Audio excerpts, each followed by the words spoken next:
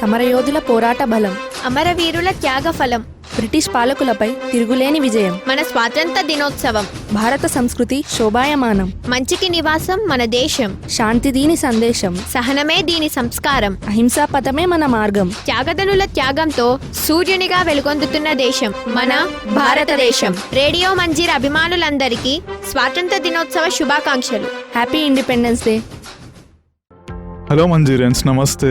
మీ RJ రామ్తో మీరు వింటున్నారు మీ radio Manjira 90.8 FM అనుక్షణం ఆనందమయం. మరి ఈరోజు ఇండిపెండెన్స్ డే కదా, మరి ఇండిపెండెన్స్ డే వచ్చి 75 సంవత్సరాలు. మరి మన మంజీరియన్స్ అందరికీ హ్యాపీ ఇండిపెండెన్స్ డే. మరి చెప్పండి ఫ్రెండ్స్, మన భారతదేశం గురించి ఎంత చెప్పినా తక్కువే. మన భారతదేశాన్ని ఏమనేవారు? బంగారు పిచ్చుక, ల్యాండ్ ఆఫ్ ప్యారడైజ్ అనేవారు. మరి మన భారతదేశం గురించి చెప్పాలంటే అది 7వ అతిపెద్ద దేశం ఏరియాలో, మరి 2వ అతిపెద్ద దేశం అన్నమాట జనాభా విషయంలో. మరి మన భారతదేశం ప్రపంచంలోనే అతిపెద్ద డెమోక్రటిక్ అంటే ప్రజాస్వామ్య దేశం అని. న్యూక్లియర్ వెపన్ స్టేట్ అంటారు, రీజనల్ పవర్ అంటారు. 2వ అతిపెద్ద ఆర్మీ అనేది మన భారతదేశానికి చెందింది.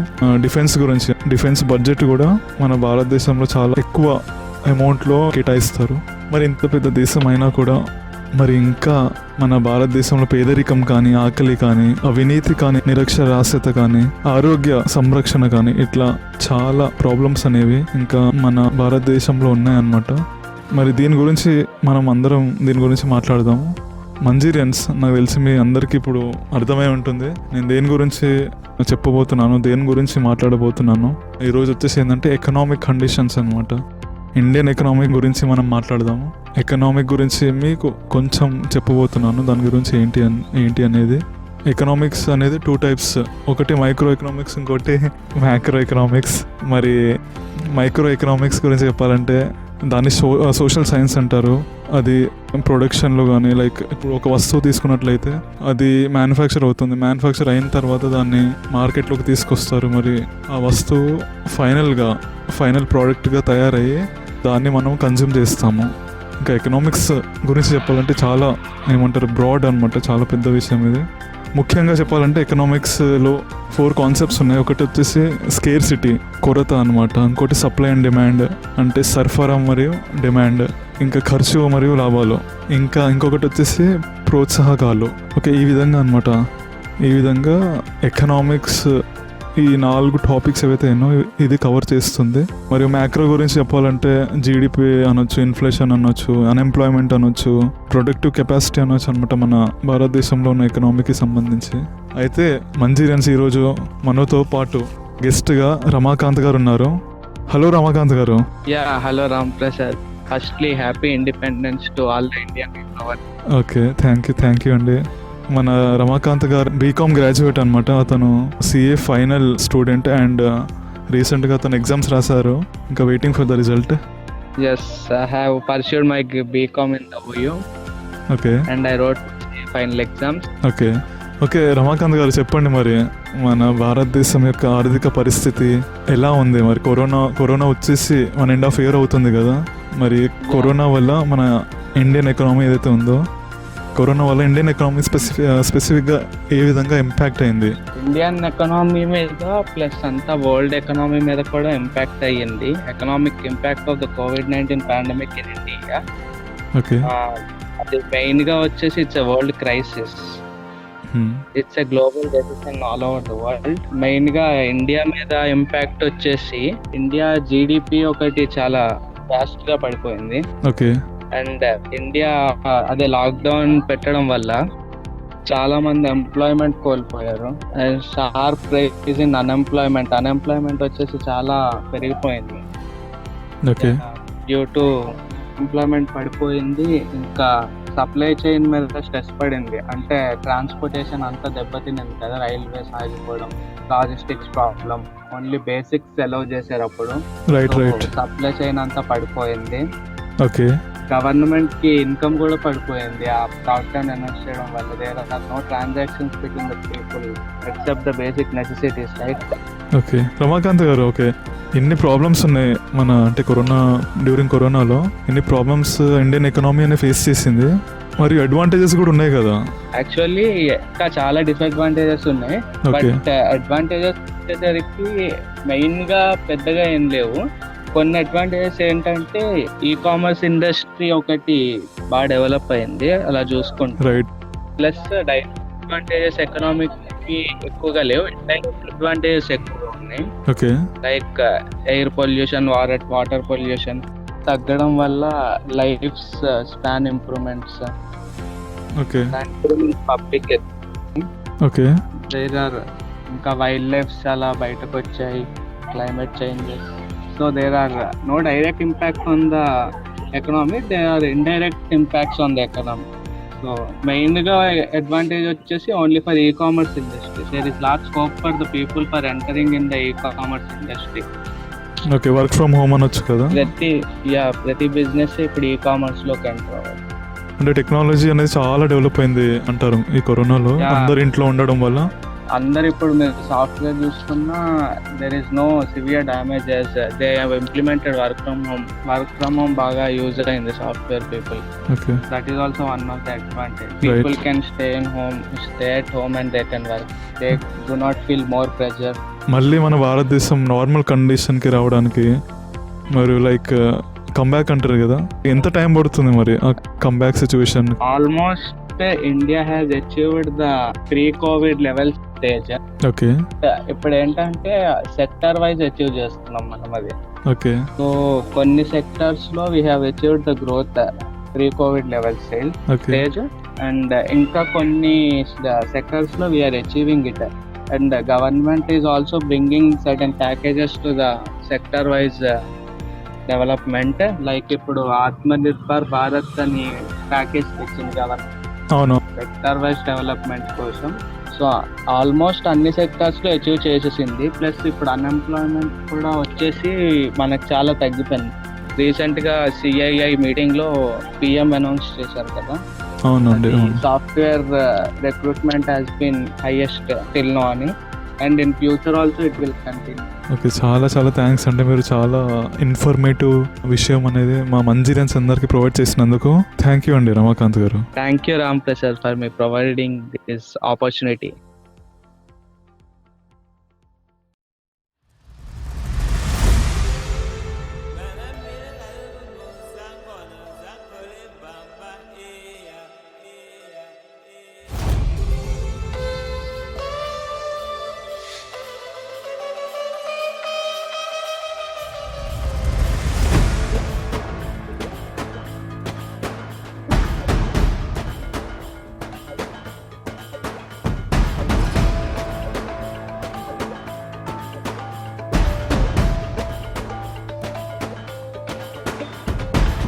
సరిహద్దున నువ్వు లేకుంటే కను పాప కంటి నిండుగా నిద్రపోతురా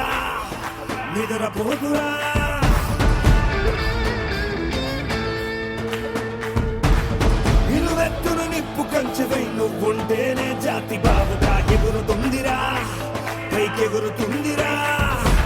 ఇల్లే ఇండియా, దిల్లే ఇండియా, నీ తల్లే ఇండియా, తన భరోసా నువ్వే దేశం కొనక. సెలవేలేని సేవక ఓ సైనిక, పనిలో పరుగే తీరిక ఓ సైనిక, ప్రాణం అంత తేలిక ఓ సైనిక, పోరాటం నీకో వేడుక ఓ సైనిక.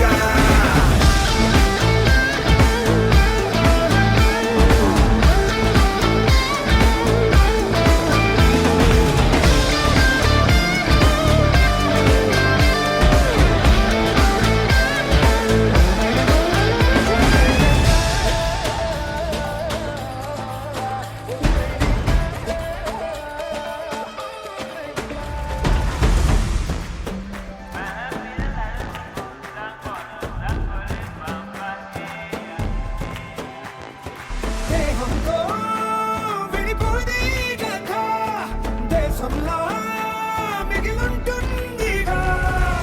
సమరం పొడిలో నీ మరణం, సమయం తలచే సంస్మరణం, చరితగా చదివే తరములకు నువ్వో స్ఫూర్తి సంతకం. వస్తులు లెక్క పెట్టవే ఓ సైనిక, పుస్తలు లక్ష్య పెట్టవే ఓ సైనిక, గస్తీ దుస్తుల సాక్షిగా ఓ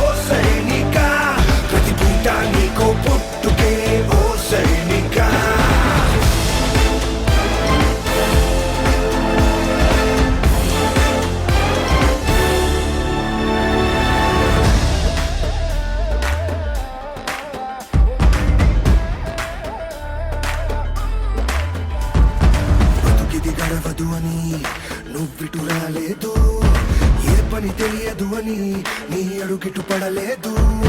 తెగువగు ధీరుడివని పరమగు భక్తుడని వేలెత్తి ఎలుగెత్తి భూమి పిలిచింది నీ శక్తిని నమ్మి. దిల్లే ఇండియా, దిల్లే ఇండియా, దిల్లే ఇండియా, దిల్లే ఇండియా, నీ తల్లే ఇండియా, తన భరోసా నువ్వే దేశం కొరగా. నువ్వు మండే భాస్వరం ఓ సైనిక, జ్వాలా గీతం నీ స్వరం ఓ సైనిక, బతుకే వందే మాతరం ఓ సైనిక, నీ వల్లే ఉన్నామందరం ఓ సైనిక.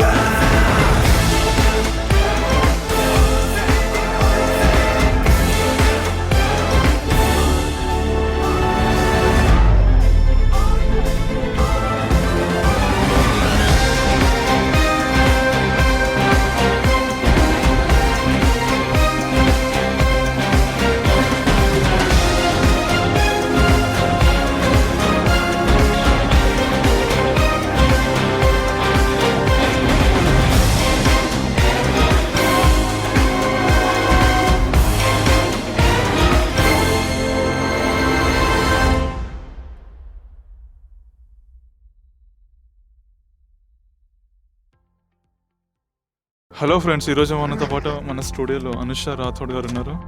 హలో అనుష, ఎలా ఉన్నావు? బాగున్నానండి, మీరు బాగున్నారా? బాగున్నాను. మరి అనుష రాథోడ్ మీరు బీటెక్ కంప్లీట్ చేశారు, మరియు ఎంబీఏ ఎంట్రన్స్ ఎగ్జామ్ కోసం ప్రిపేర్ అవుతున్నారు. అంటే యాక్చువల్గా ఈరోజు మన టాపిక్ వచ్చేసి ఇన్ఫ్లేషన్ గురించి కదా. యాక్చువల్గా చెప్పాలంటే ఇన్ఫ్లేషన్ వల్ల గూడ్స్ కానీ సర్వీసెస్ కానీ దాని యొక్క ప్రైస్ యొక్క ఎఫెక్ట్ అనేది దానిపైన చాలా ఎక్కువగా ఉంటుంది. ఓకే, పెరుగుతుంటుందండి. ఏమంటారు?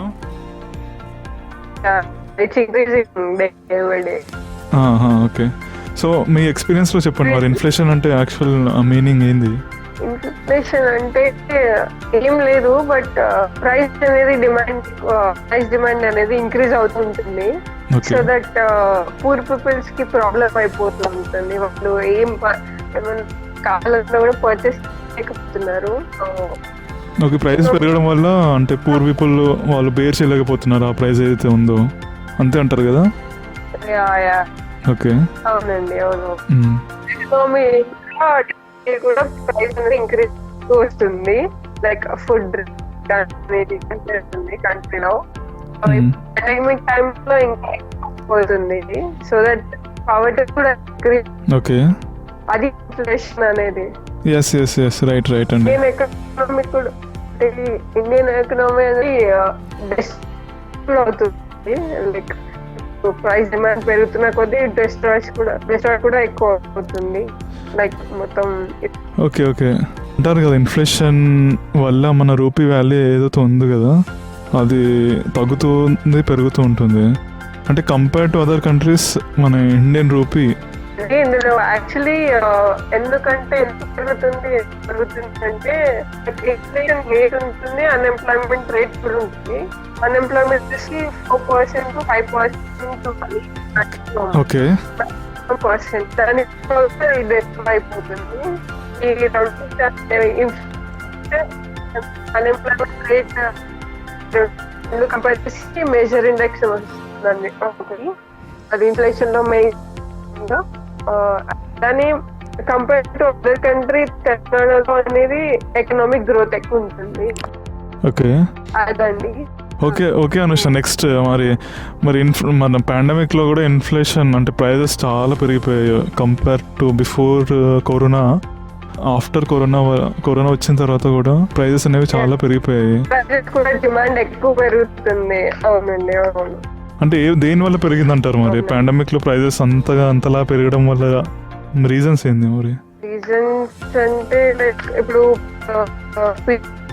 చాలా గ్రోత్ ఎక్కువ ఉంది కాబట్టి, సో దట్ వాళ్ళు బిజినెస్ కూడా కొంచెం హెడ్డింగ్ వస్తున్నాయి కదా, సో అలా అవుతుంది. ఓకే, వాటి అనేది ఇంక్రీజ్ అవుతుంది కదా. ఓకే రైట్ అండి. సో మరి ఇంకొకటి మరి డిసడ్వాంటేజెస్ ఏంటంటారు? ఇన్ఫ్లేషన్ అనేది అది మన దేశానికి మంచిదా, లేకపోతే మన దేశానికి నష్టపరుస్తుందా, లేకపోతే మన దేశానికి లాభమా? మరి ఏమంటారు మీరు? డిసడ్వాంటేజెస్ అంటూ అంటే లైక్ ఎక్కువ ఎఫెక్ట్ ఇచ్చేది దానిలాగే ఉంటుంది. లైక్ ఏదైనా హై ఇన్ఫ్లేషన్ అంటే ఎక్కువ ఇన్ఫ్లేషన్ ఉన్నప్పుడు గ్రోత్ అనేది తగ్గుతుంది, స్టెబిలిటీ అనేది కూడా తగ్గుతుంది అనమాట డిసడ్వాంటేజెస్ లో. ఓకే ఇన్ఫ్లేషన్ లో ఓకే రైట్. వచ్చేసి బిజినెస్ కూడా ఇప్పుడు గవర్నమెంట్ అంటూ ఎక్కువ ఇంట్రెస్ట్ రేట్స్ మీద, మనీ మీద ఎక్కువ ఇంట్రెస్ట్ చూపిస్తుంది. సో దట్ ఎకానమీ అనేది చాలా ఎక్కువ అయిపోతుంది అనమాట. Okay disadvantage. Okay Anusha, very nice very nice. మీ దగ్గర నుంచి నేను చాలా నేర్చుకున్నాం, చాలా ఇన్ఫర్మేషన్ మీ దగ్గర నుంచి మాకు లభించింది. అదేవిధంగా మన లిజనర్స్ కూడా చాలా ఇన్ఫర్మేషన్ అనేది వాళ్ళు వింటూ ఉన్నారు ఈరోజు. మరి చాలా చాలా చాలా చాలా థ్యాంక్స్ మీకు for giving this wonderful information. Thanks for giving this opportunity అండి. ఓకే ఓకే అండి, థ్యాంక్ యూ దేనా.